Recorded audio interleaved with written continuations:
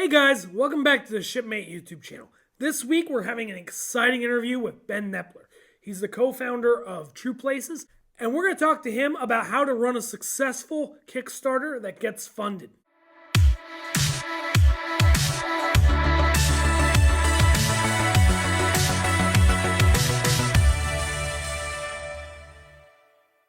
Hi Ben, thank you so much for joining us this week. We're really excited to hear more about True Places and what you guys did, especially with crowdfunding. I know it's a really hot topic right now, and we're excited to hear more all about it. Sure. Thanks for having me. Like I said, I'm really excited to have Ben on today because, they did a Kickstarter. They did a wonderful job with it. Lots of great marketing, and they were really successful. And Ben, if you could tell us a little bit about how your Kickstarter went and, what you guys are doing going forward. Yeah, absolutely. We had our Kickstarter running for, I think it was 34 days. So a really short amount of time during October, which is, we're dealing with a bit of a seasonal product. So it's kind of getting closer to the fall and the winter. So we were a little worried about that, but it was up for about a month. We got what we consider our first almost 900 customers, right? So 900 backers. They pledged $160,000 towards the product in total. So for us, that was huge to be able to finance our first run of the product, which we're going to be doing in the next few months. And the plan is to ship the product in the spring of next year. So if you want to start off, I'd like to hear more about True Places and your background and how you guys kind of got into crowdfunding. Yeah, sure. I started True Places with my co-founder Nelson last year. We'd worked years ago together in the context of kind of a big consumer goods company, and we really like working with each other. But we reconnected last year and had a similar kind of thing in mind in terms of starting something from scratch. It's not something we'd ever done before, but we took the big entrepreneurial leap. It's been obviously a roller coaster this past year, but really fun. The idea around True Places was that we realized we spend a huge amount of our time outside and outdoors, not necessarily always in the great outdoors of going on a huge camping trip, although that's really fun as well, but in a lot of situations that we started calling just outside your door. So kids' sports games, block parties, concerts in the park, hanging out with friends and neighbors in the front or backyard. In our lives, it's time with friends and family, but a lot of the things that we use and take with us don't necessarily match the quality of those experiences or the quality of other things in our lives. And in particular, people are spending hours and hours every week sitting in these occasions, and they're sitting in relatively low quality camping chairs. So our first product is a portable chair that better addresses this aspect of people's lives. And if we can make that work, there's a whole range of products that we'd love to come out with to kind of address these situations. Yeah. It's a really interesting concept because, people spend all this money on cars going to and from soccer practice. And, you might spend 15 minutes in the car total, but yet people go to Walmart, they spend, $6 on a plastic chair they drag with them. And, this is really a moment you're spending with friends and family. And, it's a meaningful moment in your life, and it's something you should want to invest in and, cherish. Yeah, absolutely. I'd even build on that, it's not just people's cars they're spending money on, it's the clothes they're wearing, the food they're eating in these situations. And yet they're putting their bodies into what's literally, it's a literal pain point, really uncomfortable. Typically they're just, it's been a race to the bottom in quality, so they don't last very long. And they just don't match the style of the rest of your life. So we felt that there was a big opportunity starting with that product, and then an even bigger opportunity to just address this whole aspect of people's lives that there aren't many brands really speaking to. Oh yeah, I mean, I've busted so many chairs, and at this point, I'm using a bucket with one of the fishing seats on it, and that's my go-to because it's just more sturdy and it's soft. But I mean, I saw some of the mock-ups of your chairs, and they look great. And that really brings on my next series of questions, which I'm really curious to know, like, how do you go about getting into a Kickstarter? Like, how do you go about doing this? Obviously, you guys were like super successful. You know, you're going to be having your chairs come out. You did get funded, and you really, you know, went above and beyond that goal. But how do you go about going, this is the direction I want to go in? And what does that process look like? And how did it look for you? Yeah, it's a great question. I think it probably looks a little different for everyone that goes through that. But for us, we'd spent a long time going through industrial design and going through the engineering of our first product. You know, it's a portable, foldable chair, which sounds simple, and it's not rocket science, but it's actually not trivial to make it be really comfortable, and also really portable. I think we realized there might be a reason that no one's done it in the past however many decades, because it's actually not that easy. So we'd spent a lot of time on this journey, figuring out the first product. And we're obviously so excited about it. We want to get it to market as quickly as possible. As you're probably aware, you're dealing with physical products in general, and in particular something that's new or a new innovation. It takes a long time to work through all the details, set up the manufacturing, figure out the distribution, all of the details behind the business. And so we started thinking, how can we start getting this, at least raising a bit of awareness and starting to get, even though it's pre-sales, it's still in effect sales. How can we do that as quickly as possible, even before we're ready to actually ship the product? And so that's exactly what crowdfunding, at least product crowdfunding, is really set up to do. So Kickstarter and Indiegogo provide a platform that enable you to put a great product in front of people before you're ready to actually start shipping it, get people excited, see how interested people are in it, and get those pre-sales and that funding in order to be able to finance your first production run. So just as a general idea, it became really appealing to us for those reasons. But then on top of that, I think that both Kickstarter and Indiegogo have established these communities of people that are looking for exactly that kind of thing. So they're really excited about new ideas and innovation. They're interested in helping someone get a project off the ground, or get a new company off the ground, or get just a new product into existence. And they also understand that they're not going to be getting it for many months into the future, which is, it's actually a pretty high bar. We're so used to getting stuff within a couple of days, and having everything out there. The idea of waiting for 6 months before you get something new, it is a high bar for most people. Right. So having that platform with the existing community that had already bought into all of those ideas was really appealing to be able to tap into. And so that's what we were able to do through the Kickstarter. Yeah, no, I mean, Kickstarter, one of the things I've heard about it and that I think is great about Kickstarter is it's a test market and a fundraiser all in one. It's a great place to, guarantee some cash up front, but it's also a great testing ground. It's a great place where you can take an item, you can, run it through an audience, see how they respond, see how they react, make some tweaks, make some changes, listen to feedback, and at the same time, raise the capital to actually start your business and move forward. And when done correctly, it can be, a really great way to start a business. And I was just wondering, could you walk us through kind of just a basic process of what it takes if you wanted to start a Kickstarter today? Like, how do you go about doing that?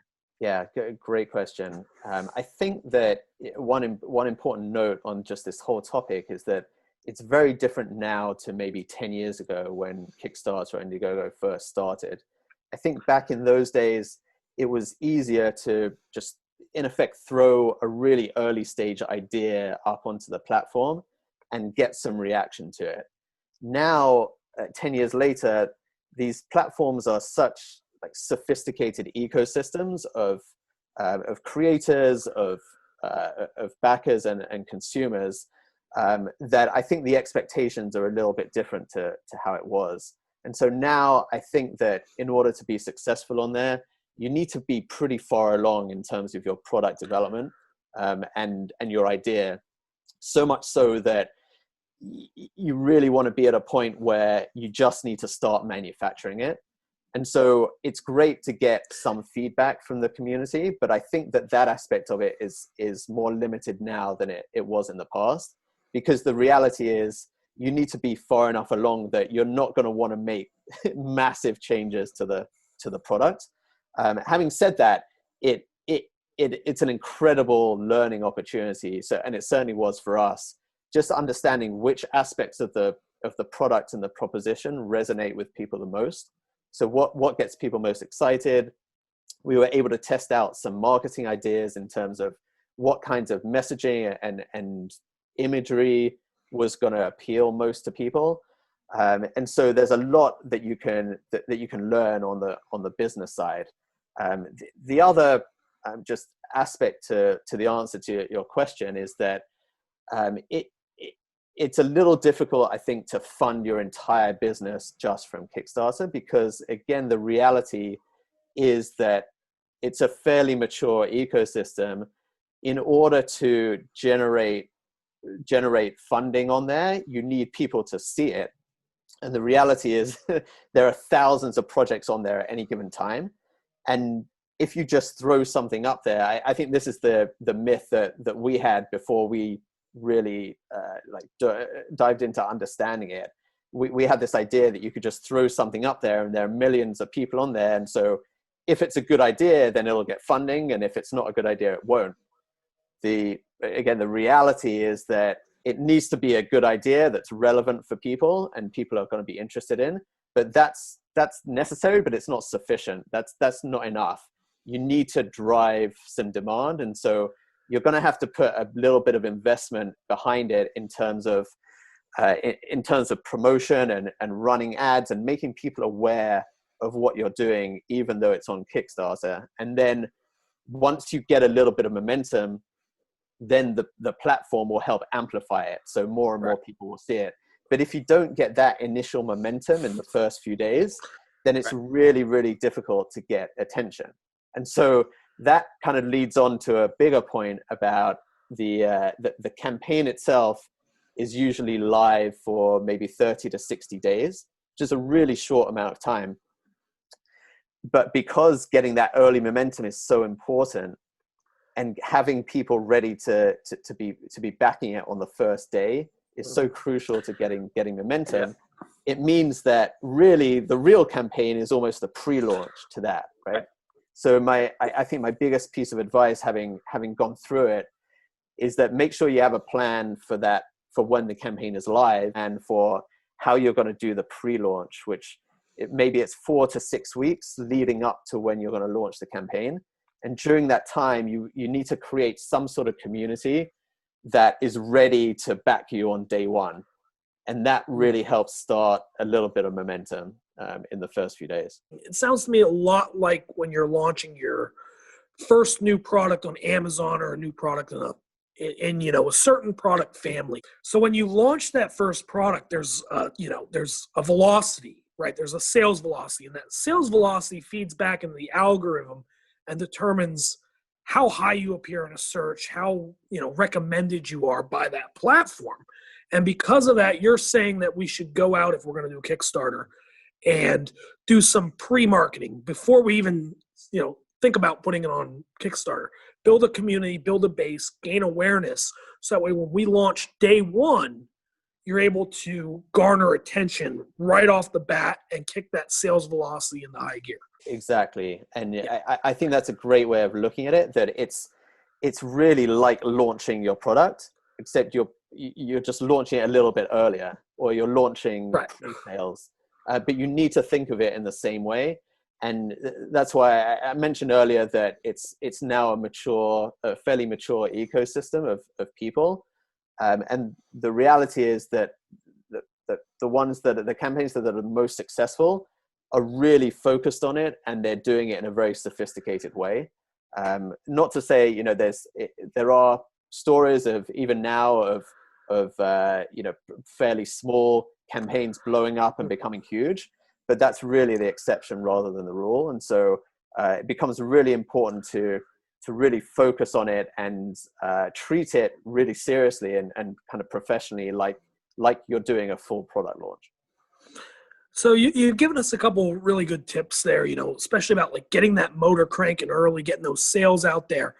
But what would you say are some of the biggest things you learned going into this that you wish you would have known before you ever started? Something that if somebody's going to go out and they're going to try to do a Kickstarter tomorrow, that you would give them as advice? Yeah, I think the biggest thing is what I mentioned a couple of minutes ago about this idea of bringing a community to the platform. That's just so different to what I thought of beforehand or expected.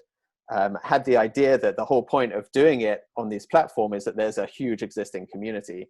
And while that's true, you need to get a little bit of momentum starting with your own kind of pre-launch campaign. Or if you have an existing business and this is just a new product for you, maybe you've got an existing customer base that you can bring to it. So that was very different to what I expected.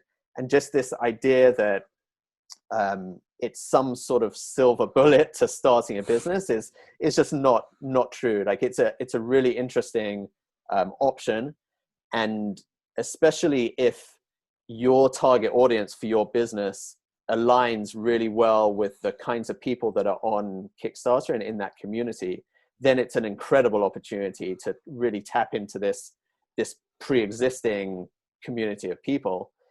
If your target audience is very different to the kinds of people that typically go onto these platforms, then it becomes more of a question about, is that the best place for you to launch? So I think one of the other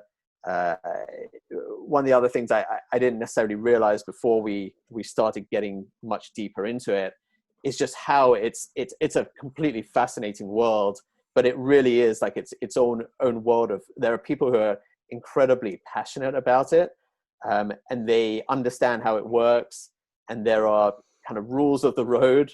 Like it's relatively sophisticated in that way, and I think you really need to understand that before you dive in.